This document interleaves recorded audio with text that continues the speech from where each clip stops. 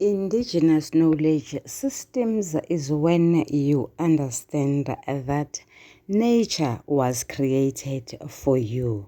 Do you know what acid rain is?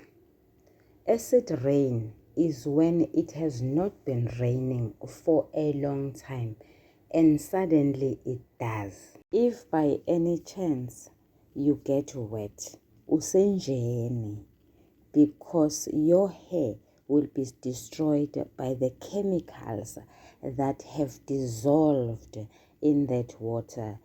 Wash your hair immediately before the acid water gets dry. Sanibonani balingane mabhungu namatshitshi.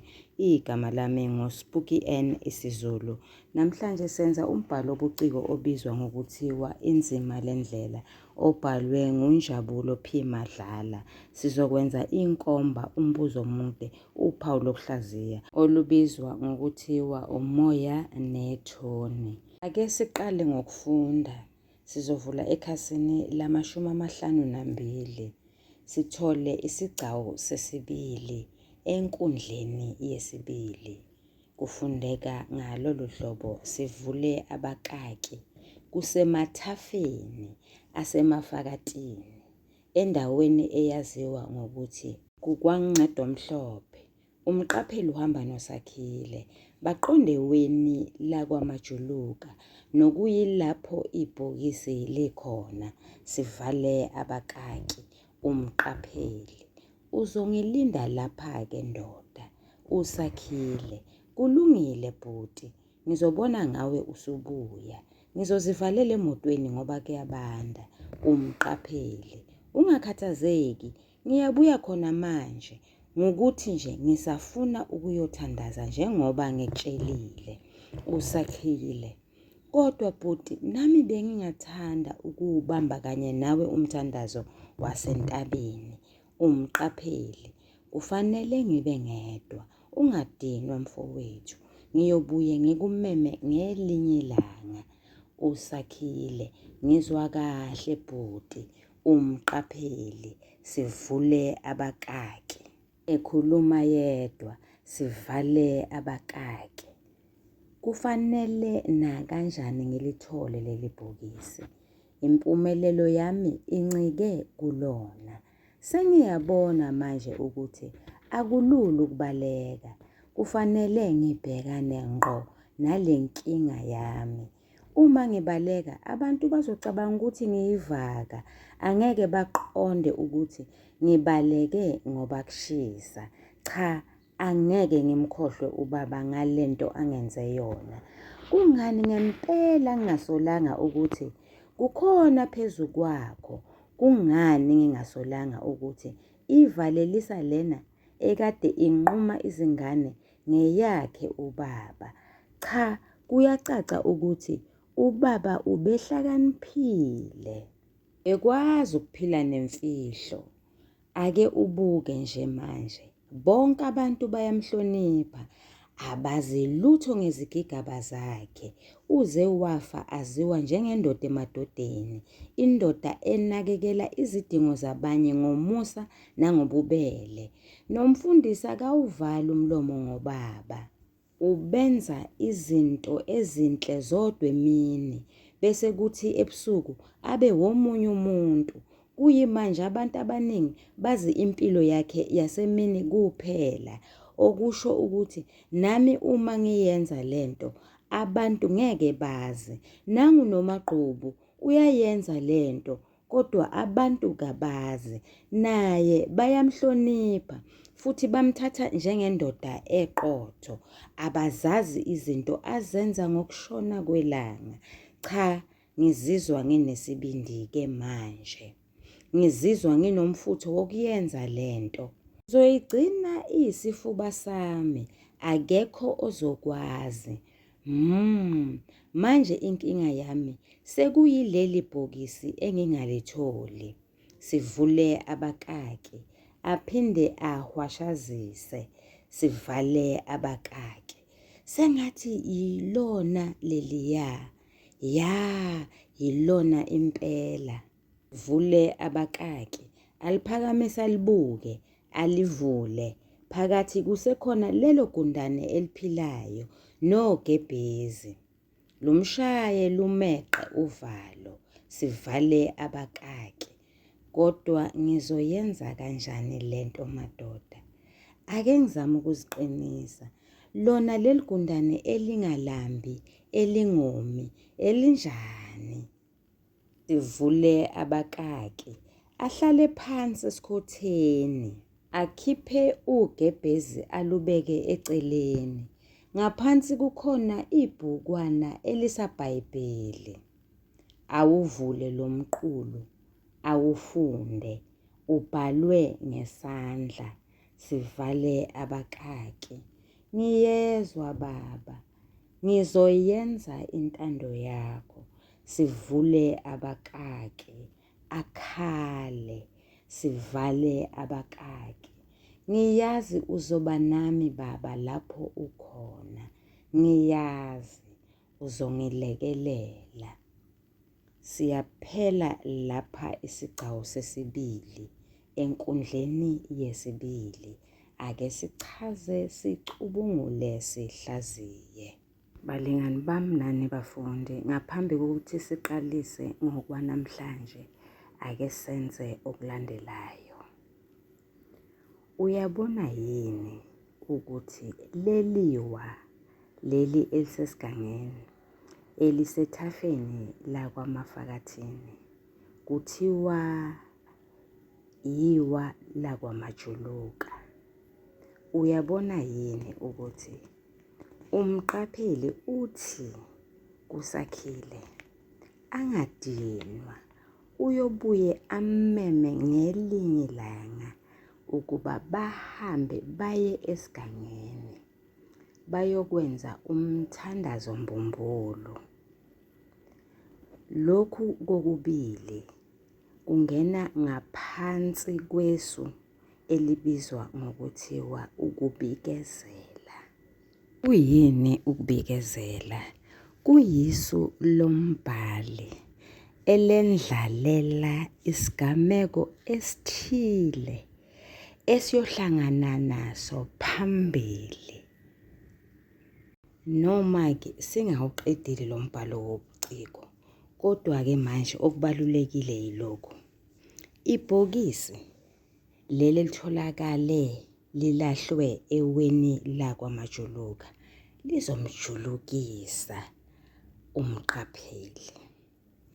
USakhile lona ozomenywa kuthiwe abaye entabeni beyokwenza umthandazo mbumbulu.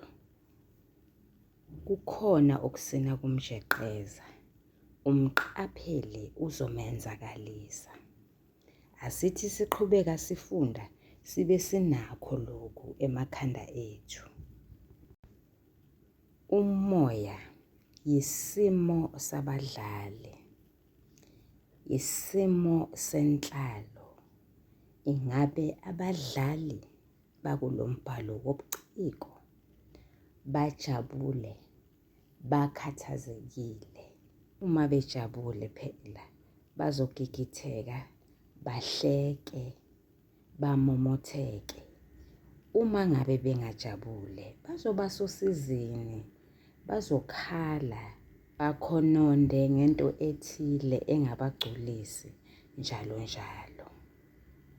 Ithoni yindlela inkulumo yomdlali ebekeke ngayo ukwethula imizwa ethile. Yingakho nje siye sithi sinethoni yokusongela, yokuqolodela, yokwedelela, yobuwula, yobuhlakani, yokuncenga, yokulahlekelwa yithemba, yokuba nethemba, njalo njalo. Isimo asisihle. Kusemngcwabeni kaQhilikazi, umqapheli oyindodana kaQhilika uyakhala. Sizwa umfundisi emduduza ethi, ungabe usakhala ndodana, indoda kayikhali. Kanti nendodana yakhe umqapheli ogama layo lingu-Ayanda, nayo siyizwile itshela uyise ukuthi imbonile ngoba kade ekhala. Sibona umoya wokudangala. Phela umuntu okhalayo umuntu ongaphathekile kahle emoyeni, umuntu ongajabulile. Sithola ithoni yokududuza, kwazise umfundisi okunguyena mphathi zintambo ududuza wonke umuntu olapho, ikakhulukazi umqapheli.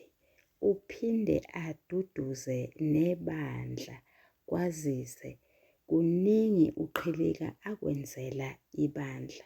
Okokuqala, nguyena owabeka umbono wokuthi kufanele kube nomfundisikazi kuleli sonto.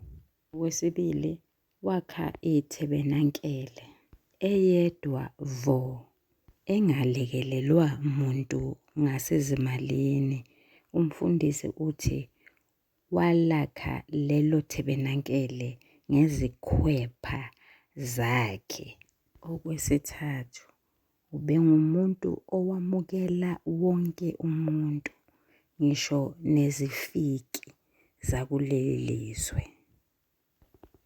Kusenjalo, abantu bedangele bekhala, siphinde sibone ithoni yokuchukuluza. Umshumayeli uhlongwane uchukuluza imizwa yebandla kanye nezethameli zomngcwabo kaqhilika ngokusebenzisa amagama alandelayo: umthakathi usendlini, inja isendlini. Senzo sikahlongwane siyamthukuthelisa umfundisi, yingakho nje sithola umoya wentukuthelo. Umfundisi umtshela ukuthi lento ayishoyo okokuqala akanaso isiqiniseko sayo. Okwesibili uthi akukuhle ukuzonda abantu bokufika singekho nesizathu esiphathekayo. Amazwi kamfundisi aqukethe ithoni yokucasuka, yingakho nomshumayeli uhlongwane wakhwantsha umsila, wahlala phansi esenamahlonyana. Umqapheli nomkakhe bayancokola. Kuyacaca ukuthi isimo sihle. Bakhuluma ngendlela abakhonze ngayo ingane yabo u-Ayanda. Omunye ubonakala sengathi uyikhonze kakhulu kunomunye, lowo ngumqapheli. Kwathi kungakhulunywa ngegama likaMagqubu saguquka isimo. Sibona umoya wokukhathazeka kukhosi, kwazise phela umqapheli akaphumi neqiniso ekutheni ubethini uMagqubu. Ukhosi kufanele amgubhe ukuze athole umnyombo wenkulumo yabo. Sibona ithoni yokukhononda, kwazise phela ukhosi ubona okokuqala umqapheli eguquguquka. Namhlanje ukhuluma lokhu, kusasa ukhuluma lokhu. Baphikisana ngokuthi umqapheli wathi abantu asebedlulile emhlabeni kabakwazi ukubona okwenziwayo. Wacaphuna nasembhalweni ukuze eseke lowo mbono wakhe. Namhlanje usejikile, uthi uyise nguye ozobasiza, kwazise uyakwazi ukubona izinto abazenzayo. Akhona kodwa lokho ukhosi akukhonondelayo. Okunye yilokhu: ukube ubengabuzanga ukuthi ubethini uMagqubu emngcwabeni, bekangeke alithola iqiniso. Bona ithoni yokwesaba. Umqapheli akakhululekile kahle. Umbhali uze abhale kubakaki ukuthi abambe uvalo, asebenzise namagama athi cha bese ungethuse ngempela mngami.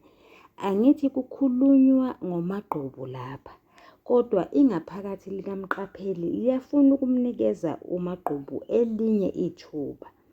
Yingoba esethi uMagqubu yindoda eqotho, yize bekwaziwa ukuthi imoto eyaziwa ngelikaValelisa enquma izingane zesikole eyakhe. Noma uMqapheli noMagqubu bengaxabene, kodwa isimo sinako ukushuba. Kwazise uMqapheli unovalo, kanti ngenkathi ilanga seliyozilahla kunina, esesemzini wakhe uMqapheli, izulu lashintsha esikhaleni lavele layidliva. Lokho bekuyisu lokubikezela elisetshenziswe ngumbhali, elendulela isigameko esizokwenzeka, esinjengalesi uMqapheli azohlangabezana naso manje kwaMagqubu. Sibona ithoni yokwesaba kuMqapheli, uze utshela uMagqubu ukuthi akasiboni isidingo sokuba aphume anduba kuvulwe ibhokisi, makasondele azomelekelela. Ngenkathi elivula lebhokisi uzwa uvalo lumuthi thwansu, aze asho naye ukuthi lento ayenzayo iyamethusa kakhulu. Nali nezulu liyaduma liyanqanqazela, umbani umshaye esandleni. Nguye loyana ememeza ethi maye nakhu ngizofa bo. Sibona ithoni yokucasuka ngenkathi uMagqubu esechaza isimo sokuba uMqapheli kuyofanele angene athi shi ezicathulweni zikaqhilika. Lo mthwalo usemahlombe akhe. Uyamchazela nanokuthi uyise wayethwele imoto ebizwa ngelikaValelisa eyakhe uqhilika, naye Maqhubundini wathwala efakwe nguye belu uqhilika. uMqapheli uyacasuka kangangokuba uze uyasukuma uyalishiya ibhokisi. Uma ebuzwa ukuthi nangempela uyalishiya, uphendula ngokucasuka, ememeza athi lishise. Sibona ithoni yozwelo. Ukhosi uyasizwela isithandwa sakhe ngoba sithwele kanzima. Miningi manje imisebenzi esiyenzayo. Nangu no-Ayanda ungenye leyo misebenzi. Usebeka umbono wokuba u-Ayanda ahanjiswe ngumsebenzi thizeni. Kwazise baningi abantu abasebenza kulolu xhaxha lwamabhizinisi kaMqapheli. Isimo siguqulwa yindaba yebhokisi. Ukhosi ufuna ukwazi ukuthi ubethini uMagqubu. uMqapheli uyamziba, aphinde amcasukele. Sesibona ithoni yokucasuka, siphinde sibone ithoni yokwesaba. Kwazise sebephithene emakhanda, iyehwa okuyimoto ayikhonzile uMqapheli iyasha. Isicimamlilo okwakuhlongozwa ukuthi sibizwe kwabonakala ukuthi asizufica lutho. uSakhile naye wayekhona. uSakhile uzokwethula indaba yokuthi kugqekeziwe ebhodlela sitolo. Athuke ngokunye manje uMqapheli aze athi uyise umshiye nosizi. uMqapheli akanaso isineke, ngakho-ke isimo asisihle. Ucasulwa nguMagqubu ukuba eze la azomexwayisa ngendaba yokuthi uma engalwemukeli ubizo lwakhe, lokho kuyomdalela amashwa. uMagqubu uphinde ulethe phela ibhokisi elashiywa ngumqapheli. Akafuni nakuzwa umqapheli indlela acasuke ngayo. Useze ulahlekelwa ubuntu bakhe, abuze kumagqubu ukuthi uyasangana yini. Aphinde ambize ngesilima ngenkathi umagqubu eshiya ibhokisi kwamqapheli ebhodlela sitolo. Izinkinga ziyalakanyana. Nangumfundisi ukwamqapheli uzokhuluma ngamahlebezi amayelana ne-supermarket ukuthi njengoba uqhilika esedlulile emhlabeni nje, izinto azisahambi ngendlela yakhona. Kubonakala sengathi amakhasimende noma abathengi abaphathekile kahle. Isimo asisihle, umqapheli usentabeni, uphethe ibhokisi, ufuna ukulintshinga alilahle. Ukhathazekile kakhulu. Ngakho-ke sibona umoya wokukhathazeka nethoni yokulahlekelwa yithemba. Yingakho esethatha isinqumo sokuthi yena nowakwakhe bazonyamalala. Kungani elahlekelwa yithemba? Uthe nje uma eqeda ukuntshinga ibhokisi, kwangena ucingo olwalukade lumazisa ukuthi ithenda yamamiliyoni yokwakha inkundla yebhola isimlahlekele, usephucwe yona. Imlahlekele ithemba umqapheli. Nguye loyana ekhipha ukhozi. Igama elithi ekhipha noma ukukhipha liyisimo sokukhuluma esisha esibizwa ngokuthiwa i-allusion.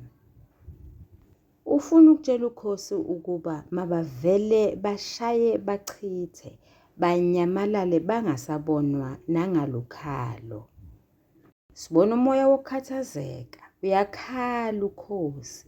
Angele nje ukuthi kwenzakalani ngoba phela umqapheli yindoda eyiqhawe, enesibindi, enobuchule. Kungani-ke manje esaba into engekho njengokuqhuba ibhizinisi likayise uqhilika?